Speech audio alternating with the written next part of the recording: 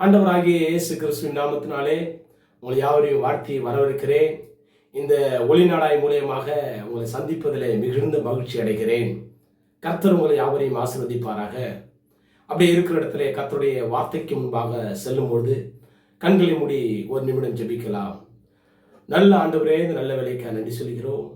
இன்றைய தினத்தில் நீங்கள் எங்களோடு பேசுங்க ஆண்டவரே. இந்த கிறிஸ்துவ சமுதாயத்தில் அப்பா, நாங்கள் ஒவ்வொருவரும் உமக்கு பிரியமுள்ள பிள்ளைகளாய் வாழ ஆண்டவரே, உமக்கு ஏற்ற காரியத்தை செய்கிறவர்களாய், வேத வசனத்தின்படி நடக்கிறவர்களாய், ஆண்டவரே உண்மை உள்ளவர்களாய் நாங்கள் திகழும்படி இன்றைக்கு எங்களோடு நீங்கள் பேசுங்க.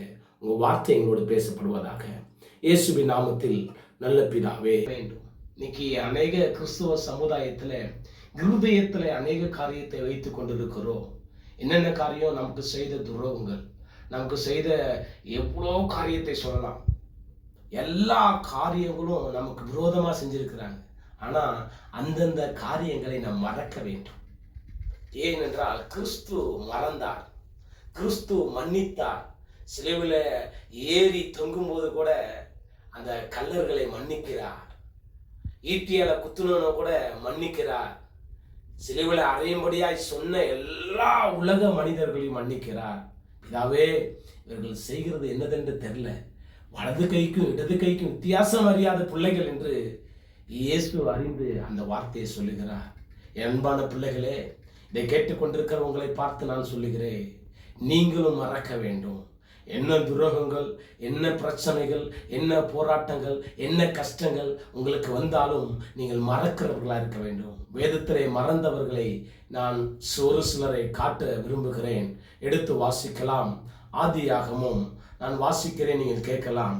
ஆதியாகமம் 27 அதில் 45 வசனம் நான் வாசிக்கிறேன். தொடர்ச்சியாக வேதம் இருந்தால் நீங்கள் எடுத்து கையில் வைத்துக் கொண்டு பார்க்கலாம்.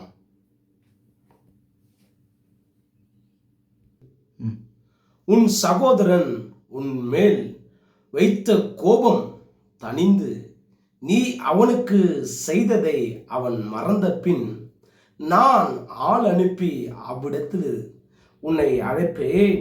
நான் ஒரே நாளிலே உங்கள் இருவரையும் ஏன் எழுந்து போக வேண்டும் என்றால். இந்த இடத்துல ஒரு அருமையான ஒரு சம்பவம் பாருங்க. ரெபேக்காள் ஆசீர்வாதம் யாருக்கு கொடுக்க வேண்டும் என்பதை ரெபேக்காள் நிர்ணயித்து கொண்டார்கள். தன்னுடைய இளைய பிள்ளைக்கு ஆசீர்வாதம் போனால் நல்லா இருக்கும் என்று ரெபேக்காளின் மனதிலே அநேக நாள் அது ஓடிக்கொண்டே இருந்தது.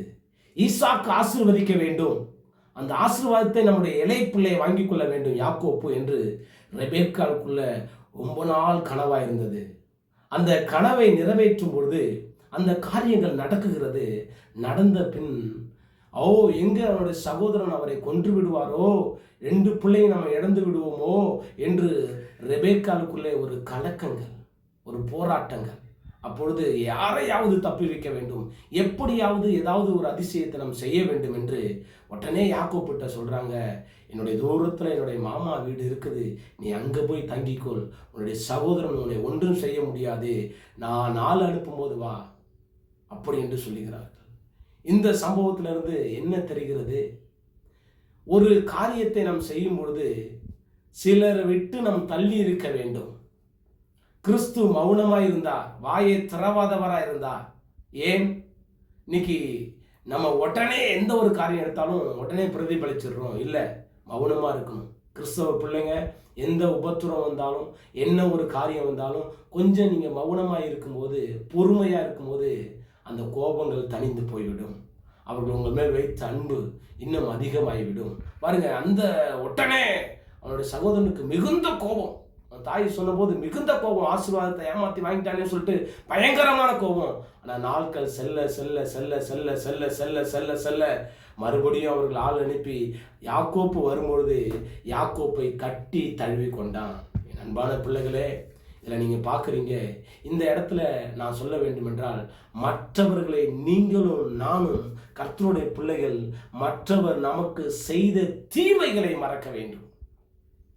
எத்தனையோ தீமைகள் நமக்கு செஞ்சிருக்காங்க, எத்தனையோ அழுக முடியாத வேதனைகள் நமக்கு செய்திருக்கார்கள். நீங்கள் நானும் மன்னித்தாதான் கர்த்தருடைய பிள்ளைகள்.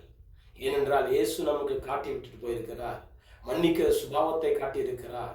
எவ்வளவு தீமை வேணாலும் செஞ்சுட்டு போட்டும் நம்ம மன்னிக்கிற சுபாவம் உடையவர்களாக இருந்தால் கர்த்தர் நம்மளை பாருங்க மேலே உயர்த்துவார், நம்மளை மேன்மையாக வைப்பார், நம்ம கூட இருப்பார்.